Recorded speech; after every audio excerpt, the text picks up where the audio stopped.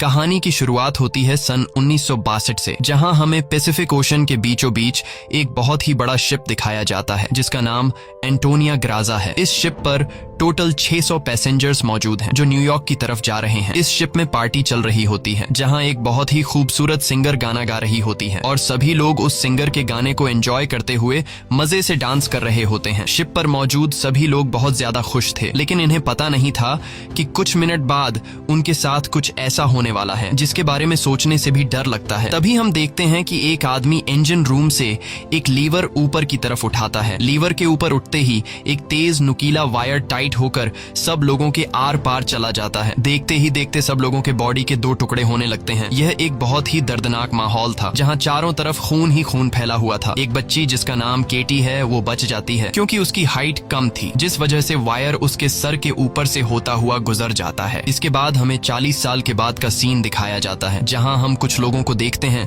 जो एक टग बोट की मदद से एक बड़े शिप को खींच कर ले जा रहे होते हैं। तभी अचानक वो पुराना शिप डूबने लगता है। यह देखकर ग्रुप का लीडर अपनी टीम में से एक लड़की जिसका नाम मर्फी है उसे उस पुराने शिप पर भेज देता है ताकि मर्फी उस पुराने शिप को जिस वायर से बांध कर ले जाया जा रहा था उसे आजाद कर दे, वरना अगर यह पुराना शिप डूब गया तो उसके साथ साथ इनकी ये टग बोट भी डूब जाएगी। मर्फी जब उस पुराने शिप पर पहुंचती है तो उसे पता चलता है कि पुराने शिप के निचले हिस्से में दरार पड़ चुकी है, जिस वजह से शिप में तेजी से पानी भरता जा रहा है और अगले 5 मिनट में यह शिप पानी में डूब जाएगा। मर्फी ये बात अपनी टीम के लीडर को बताती है। ये सुनकर टीम का लीडर मर्फी को ऑर्डर देता है कि जिस वायर से हम इस शिप को खींच रहे हैं उस वायर को आजाद कर दो और फौरन वहां से निकलकर हमारे पास टग बोट पर पहुंचो, क्योंकि हम इस पुराने शिप को छोड़कर जाने वाले हैं। तभी टीम के 2 और साथी भी मर्फी के पास पहुंच जाते हैं और वो भी मर्फी को बाहर निकलकर शिप को छोड़ने के लिए कहते हैं, लेकिन इस शिप को ढूंढने में उन्हें 3 महीने लगे थे, जिस वजह से मर्फी इतनी आसानी से इस शिप को छोड़कर नहीं जाने वाली थी। वो शिप को बचाने के लिए नीचे पानी में कूद जाती है, जिसे देखकर ऊपर बैठे 2 साथी भी औजार लेकर मर्फी के पीछे कूद जाते हैं। ये तीनों जैसे तैसे करके शिप को डूबने से पहले ही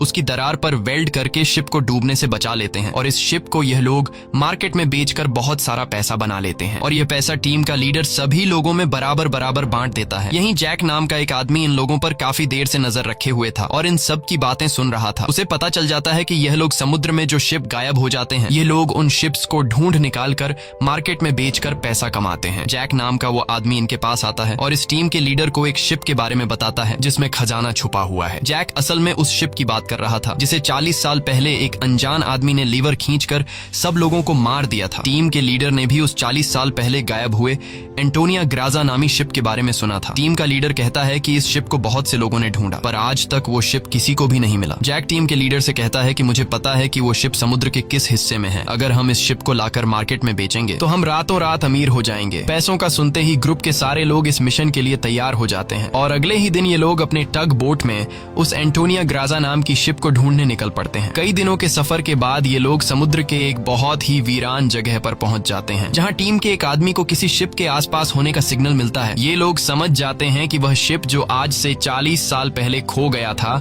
वह यहीं कहीं पर है। थोड़ा ही आगे बढ़ने पर इनके सामने एक बहुत ही बड़ा शिप आ जाता है। ये वही शिप है जिसे हमने कहानी की शुरुआत में देखा था और ये शिप पिछले 40 सालों से समुद्र में गायब हो गया था। इस शिप को देखकर ये सभी लोग बहुत ज्यादा खुश हो जाते हैं और उन्हें लगता है कि इस शिप को बेचकर ये लोग माला माल हो जाएंगे। अब टीम का लीडर 2 लोगों को टग बोट में ही रहने के लिए कहता है और खुद कुछ साथियों के साथ उस पुराने शिप की जांच के लिए अंदर चला जाता है। अंदर जाते ही इन लोगों को बहुत ही अजीब सी आवाज आने लगती है जिसे सुनकर ये लोग घबरा जाते हैं। इसके बाद टीम का लीडर अपने साथियों को आगे बढ़ने के लिए कहता है। ये लोग उस आवाज को फॉलो करते हुए एक बड़ी सी घड़ी के पास पहुंचते हैं जहां ये लोग देखते हैं कि उस घड़ी का कांटा अभी भी हिल रहा है। कुछ देर बाद अचानक उस घड़ी का कांटा रुक जाता है। यह देखकर उन्हें कुछ अजीब लगता है। अब ये लोग शिप की ओर जांच करने के लिए आगे बढ़ते हैं। अंदर ये जहाज पूरी तरह से बिखर चुका था, जहां सारी चीजें टूट चुकी थी और जहाज के लोहे में जंग लग चुका था। ये लोग जब आगे बढ़ रहे होते हैं तब उनका एक साथी नीचे फ्लोर टूटने की वजह से गिरने ही वाला होता है कि तभी मर्फी उसे पकड़ लेती है और जब मर्फी अपने साथी को ऊपर खींचती है तब उससे नीचे एक लड़की दिखाई देती है। ये वही लड़की है जो आज से 40 साल पहले यानी कि सन 1962 में शिप में अकेली बची थी, जिसके सिर के ऊपर से वायर गुजरा था। लेकिन हैरान करने वाली बात यह थी कि 40 साल बाद भी उसकी उम्र उतनी ही थी, जिसका मतलब यह है कि यह उस लड़की की आत्मा है। मर्फी उस लड़की को जब दोबारा देखती है तो वह लड़की अचानक कहीं गायब हो जाती है। अब ये लोग जैसे तैसे करके अपनी साथी को ऊपर की ओर खींच देते हैं। यहाँ मर्फी को कुछ समझ नहीं आता कि उसने जो देखा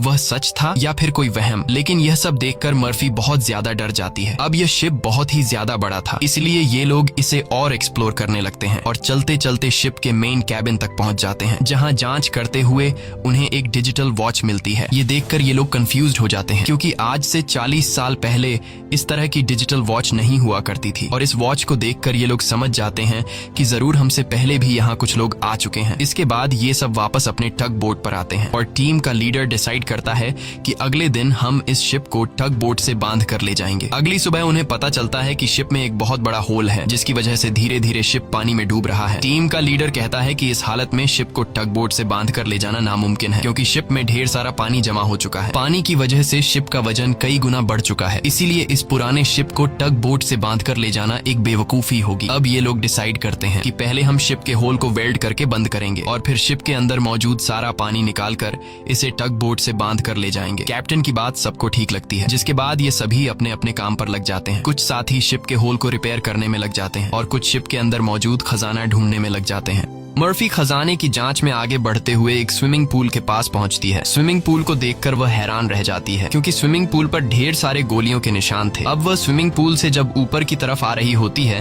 तभी एक बार फिर से वह लड़की मर्फी के सामने आ जाती है, जिसे देखकर डर के मारे मर्फी वापस नीचे पूल में गिर जाती है। उसका सर तेजी से स्विमिंग पूल के फ्लोर से टकराता है और खून निकलना शुरू हो जाता है, पर स्विमिंग पूल उसके खून को अब्सॉर्ब कर लेता है। मर्फी एक बार फिर से जब ऊपर देखती है तो वो लड़की वहाँ नहीं थी और अब वहाँ पर जैक होता है। जैक मर्फी को स्विमिंग पूल से बाहर निकालने में मदद करता है। बाहर निकलते ही मर्फी जैक से कहती है कि मैंने अभी अभी यहाँ पर एक लड़की देखी है, लेकिन पता नहीं वह अचानक कहाँ गायब हो गई। जैक मर्फी से कहता है कि यह तुम्हारा वहम होगा, यहाँ पर कुछ भी ऐसा नहीं है। इसके बाद ये दोनों आगे बढ़ते हैं और इन दोनों के यहाँ से जाने के बाद स्विमिंग पूल पूरी तरह से खून से भर जाता है। दूसरी तरफ टीम के लीडर को उस पुराने शिप के कैप्टन का रूम मिल जाता है। टीम का लीडर जब रूम के अंदर जाता है तो रूम काफी बुरी हालत में था। रिसर्च करने पर टीम के लीडर को वहाँ पर कुछ भी खास नहीं मिला। जब टीम के लीडर की नजर सामने टेबल पर पड़ती है तो वह देखता है कि टेबल पर एक शराब की बोतल और ग्लास में किसी ने पैक बनाकर रखा है। यह सब देखकर ऐसा लग रहा था जैसे अभी अभी कोई शराब पीकर चला गया हो। टीम का लीडर जैसे ही इस ग्लास को उठाकर पीने वाला होता है, तब उसकी नजर सामने लगे शीशे पर पड़ती है और शीशे में टीम के लीडर को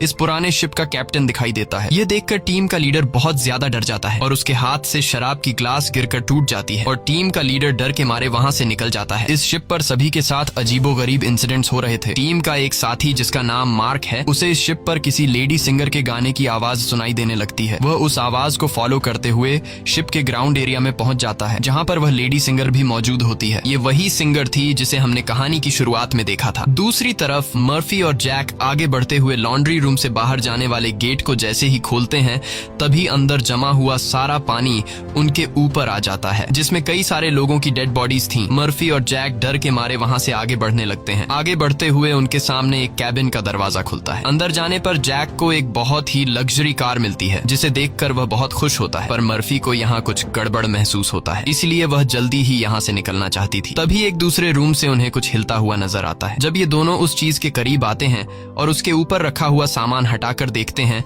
तो उनकी आंखें खुली की खुली रह जाती हैं, क्योंकि वहां पर सोने से भरा हुआ एक बॉक्स पड़ा था। ये देखकर मर्फी अपने बाकी साथियों को तुरंत बुला लेती है और जब सब यहाँ पहुंचते हैं तो सामान हटाने पर उन्हें इसी तरह के 9 बॉक्स मिलते हैं और हर एक बॉक्स में 28 गोल्ड प्लेट्स पड़ी हुई थी, जिसे देखकर सभी की खुशी का ठिकाना नहीं रहता, क्योंकि ये सभी रातों रात अमीर हो गए। इतने बड़े खजाने को ढूंढने के बाद ये लोग डिसाइड करते हैं कि इस शिप को यहीं छोड़ देंगे और सिर्फ सोना यहाँ से लेकर जाएंगे। इसके बाद ये लोग सारा का सारा गोल्ड अपने टग बोट पर रख देते हैं और अब ये लोग यहाँ से निकलने की तैयारी करते हैं। टग बोट को चलाने वाला कैप्टन बोट को स्टार्ट करने के लिए इंजन की सफाई करने लगता है और तभी हमें दिखाया जाता है कि टग बोट में रखा गया सिलेंडर का वाल्व अपने आप चालू हो गया है, जिससे हवा में गैस फैलना शुरू हो जाता है। वही मर्फी एक बार फिर से उसी लड़की को देखती है जो उसकी तरफ तेजी से भागती हुई आ रही होती है, जैसे वह मर्फी को कोई बात बताना चाहती है, पर तभी उसे कोई पकड़कर नीचे धकेल देता है और जैसे ही टग बोट का कैप्टन इंजन को ऑन करता है, तभी सिलेंडर से निकली गैस की वजह से पूरे बोट में एक बहुत ही बड़ा ब्लास्ट होता है, जिसमें टग बोट का कैप्टन मारा जाता है। अब ये लोग समुद्र के बीचों बीच एक सुनसान शिप पर फंस चुके थे। ये सभी लोग बहुत ज्यादा परेशान होते हैं, क्योंकि उनके पास जो यहाँ से निकलने का टग बोट था वह पूरी तरह से तबाह हो चुका था। इनका एक साथी जिसका नाम मार्क है, वो अपनी गर्लफ्रेंड की फोटो देखकर बहुत ज्यादा परेशान हो जाता है, क्योंकि 2 हफ्ते बाद उनकी शादी होने वाली थी और अब उसे लगता है कि वह कभी भी यहाँ इस शिप से बचकर नहीं जा पाएगा। परेशानी में मार्क वहाँ रखी कई साल पुरानी शराब पीने लगता है। दूसरी तरफ मर्फी भी कंफ्यूज्ड होती है कि उसे बार बार वह लड़की क्यों दिखाई दे रही है। इसीलिए मर्फी उस लड़की के बारे में जानने की कोशिश करती है। वह शिप के डेटा में पैसेंजर्स के नाम चेक करती है, जिससे उसे पता चल जाता है कि जो लड़की उसे दिखाई दे रही है उसका नाम केटी है। रिसर्च करते हुए वह केटी के रूम तक पहुंच जाती है, जहां अलमारी का दरवाजा खोलते हुए उसे केटी का ढांचा मिल जाता है, जिसे देखकर मर्फी बहुत ज्यादा डर जाती है। फिर जैसे तैसे करके मर्फी खुद को संभालती है और उस ढांचे के गले में लटके लॉकेट को उतार कर देखती है, जिसमें उस छोटी लड़की के पेरेंट्स की फोटो थी जो उसके पीछे ही खड़ी थी। उसे देखकर मर्फी को एक जोरदार झटका लगता है। केटी कहती है कि वह लॉकेट बंद मत करना, क्योंकि बहुत साल बाद मैं अपने मॉम डैड को देख रही हूँ। मर्फी को अब भी यकीन नहीं हो रहा था कि वो एक मरी हुई लड़की से बात कर रही है, पर जब वह लॉकेट को केटी के हाथ में देने लगती है तो लॉकेट केटी के हाथ से आर पार चला जाता है और अब जाकर मर्फी को यकीन हुआ कि यह लड़की कोई इंसान नहीं बल्कि एक आत्मा है। केटी मर्फी को बताती है कि इस शिप पर और भी कई सारे लोगों की आत्मा कैद है और तब तक यह सोल यहाँ से आजाद नहीं हो सकती जब तक उस आदमी को न मारा जाए जो लोगों की आत्मा को यहाँ पर कैद करता है। मर्फी केटी से पूछती है कि कौन है वो आदमी जिसने तुम्हें और बाकी लोगों की आत्माओं को यहाँ कैद कर रखा है। केटी जैसे ही मर्फी को उस आदमी के बारे में बताने वाली होती है, तभी अचानक छत पर कुछ अजीब से कीड़े निकलने लगते हैं, जिसे देखकर केटी बहुत ज्यादा डर जाती है और वह मर्फी से कहती है कि जल्द से जल्द इस शिप से तुम लोग निकल जाओ वरना तुम लोग मारे जाओगे। इसके बाद केटी गायब हो जाती है। दूसरी तरफ मार्क पूरी बोतल पीने के बाद उसे चक्कर आने लगा। उसके आसपास पड़े सभी टेबल और चेयर्स हिलने लगते हैं। देखते ही देखते सब कुछ रिपेयर होकर नया हो गया और आज से 40 साल पहले जो लोग इस शिप में मारे गए थे वह दोबारा से मार्क के सामने जिंदा खड़े हो गए। मार्क बीच में खड़ा था, जिसके चारों तरफ लोग उसके लिए तालियां बजाने लगे। शुरू में तो मार्क को भी कुछ अजीब लगता है, लेकिन फिर वह सोचता है कि यह सब शराब का कमाल है। अगले ही पल वह लेडी सिंगर मार्क के करीब आ गई और वह मार्क के साथ इंटीमेट होने लगी। लेडी सिंगर पूरी तरह से मार्क को अपने वश में करके अपने पीछे लगा देती है। मार्क भी बिना कुछ सोचे समझे उसके पीछे जाने लगा। बेवकूफ मार्क को पता ही नहीं चलता कि ये सिंगर उसे एक ट्रैप में फंसा रही है। वह लेडी सिंगर फ्लोर के किनारे पर खड़ी होकर मार्क को बुलाने लगती है। मार्क इस सिंगर को हासिल करने के चक्कर में फ्लोर से नीचे गिरकर मारा जाता है। वही हमें टीम के लीडर को दिखाया जाता है,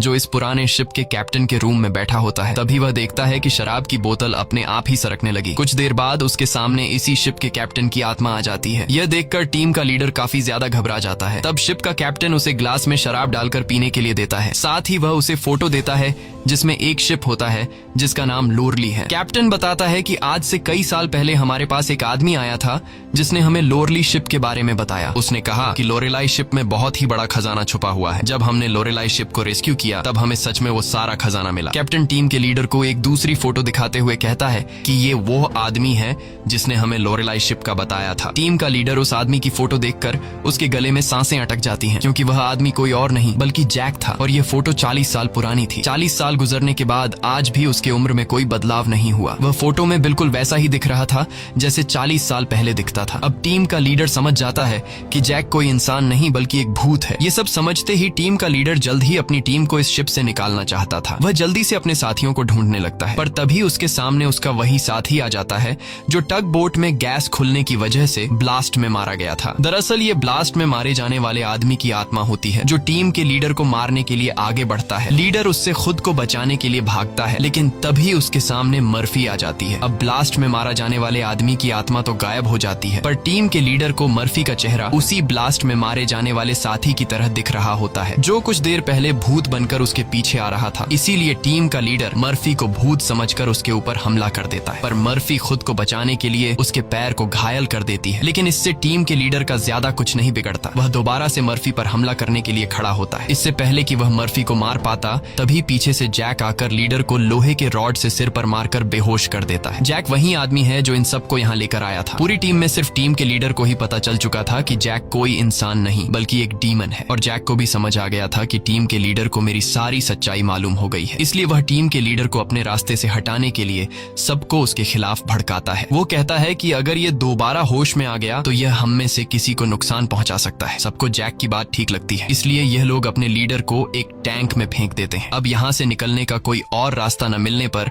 यह लोग प्लान के मुताबिक शिप को रिपेयर करने के काम में लग जाते हैं। जल्द ही शिप में जिस सुरंग से पानी अंदर आ रहा था उस सुरंग को यह लोग वेल्ड कर देते हैं और पंप के जरिए जहाज के अंदर जमा हुआ पानी बाहर निकालने लगते हैं। मर्फी देखती है कि उनका एक साथी जिसका नाम मार्क है वो कहीं भी नहीं दिखाई दे रहा, इसलिए मर्फी उसे ढूंढने निकल पड़ती है। तभी उसके सामने उस लड़की की आत्मा एक बार फिर से आ जाती है जो उसे दिखाती है कि तुम जिस आदमी को ढूंढ रही हो वह मर चुका है। यह मार्क होता है जो लेडी सिंगर को पाने के चक्कर में मारा गया। और अब यह लड़की मर्फी के कंधे पर हाथ रखकर उसे 1962 की उस रात में ले जाती है जहां यह सारा इंसिडेंट हुआ था, जब सबके सब शिप में मारे गए थे। उस रात शिप पर मौजूद सभी लोगों को बहुत ही बेरहमी से मारा गया था और यह सब एक ग्रुप कर रहा था जिसका मकसद था इस शिप पर मौजूद सारा गोल्ड चुराना। इन लोगों ने कुछ लोगों को खाने में जहर मिलाकर मार डाला, कुछ लोगों को वायर से काटकर उनके 2 टुकड़े कर दिए और कुछ को गोलियों से छलनी कर दिया गया। इनके कहर से केटी भी नहीं बच पाई। उन्होंने केटी को उसके रूम में ले जाकर फांसी पर लटका दिया। इन सब के पीछे थी वही लेडी सिंगर जिसने गोल्ड लूटने के लिए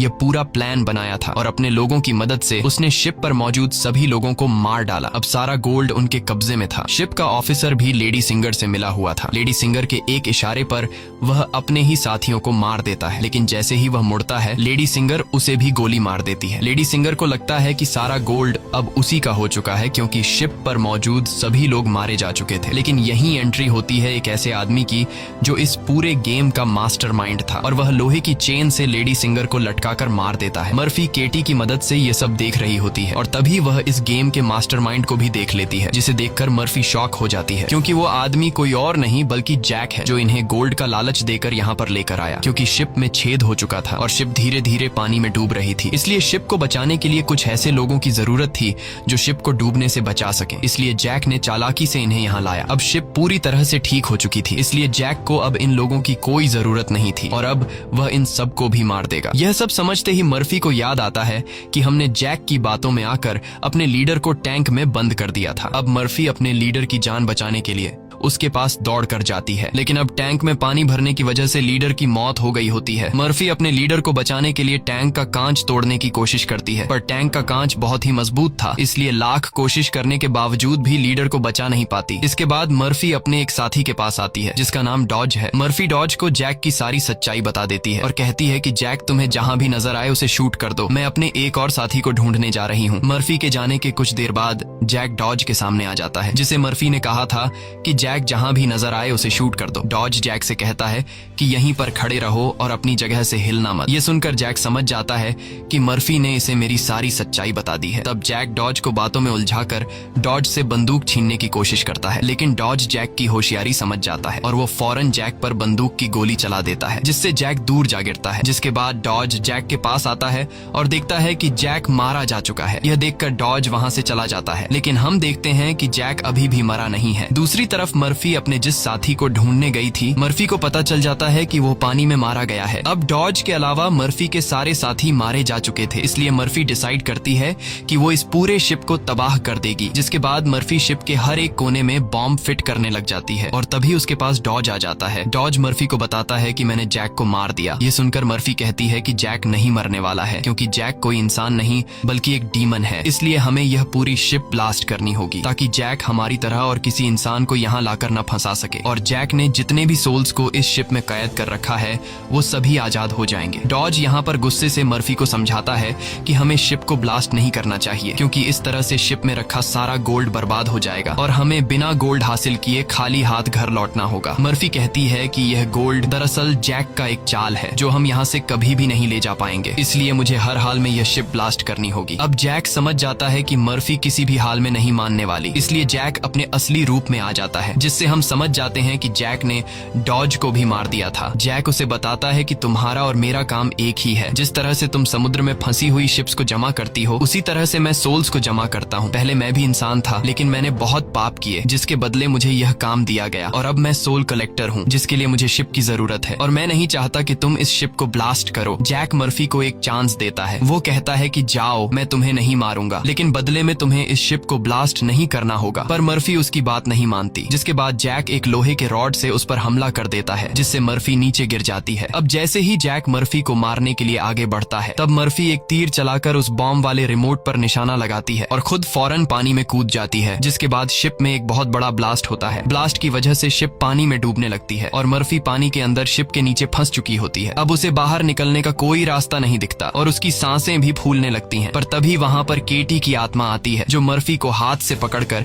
ऊपर का रास्ता दिखाती है। तब मर्फी देखती है कि जैक ने जितने भी सोल्स को कैद कर रखा था, वो सभी सोल्स आजाद हो गई हैं। मर्फी बड़ी मुश्किल से ऊपर सरफेस पर आ जाती है और वो देखती है कि शिप में जितने भी सोल्स थे वो सब अपनी असली दुनिया में जाने लगे हैं। दरअसल यहाँ जितने भी सोल्स थे वो सभी जैक के गुलाम थे। सिर्फ केटी की सोल उसकी गुलाम नहीं बन पाई, क्योंकि केटी की सोल पवित्र थी, जिस वजह से जैक उस पर ज्यादा कंट्रोल नहीं कर पा रहा था। इसीलिए केटी की सोल बार बार मर्फी की मदद कर रही थी। यहाँ मर्फी एक बॉक्स के सहारे समुद्र में तैरती रहती है और तभी वो एक शिप तक पहुंच जाती है, जो शिप उसे रेस्क्यू कर लेता है। जब उसे पोर्ट पर लाया जाता है तो वह अपनी एम्बुलेंस से देखती है कि जैक अभी भी जिंदा है और शिप का जितना भी गोल्ड था वो उस गोल्ड को एक दूसरे शिप में ट्रांसफर कर रहा है, ताकि उस गोल्ड के लालच में वो और भी लोगों को मार सके और उनकी आत्माओं को कैद कर सके। इसी के साथ ये कहानी खत्म हो जाती है। अगर आपको हमारी वीडियो अच्छी लगी हो तो हमारे चैनल को सब्सक्राइब और वीडियो को लाइक जरूर कीजिएगा।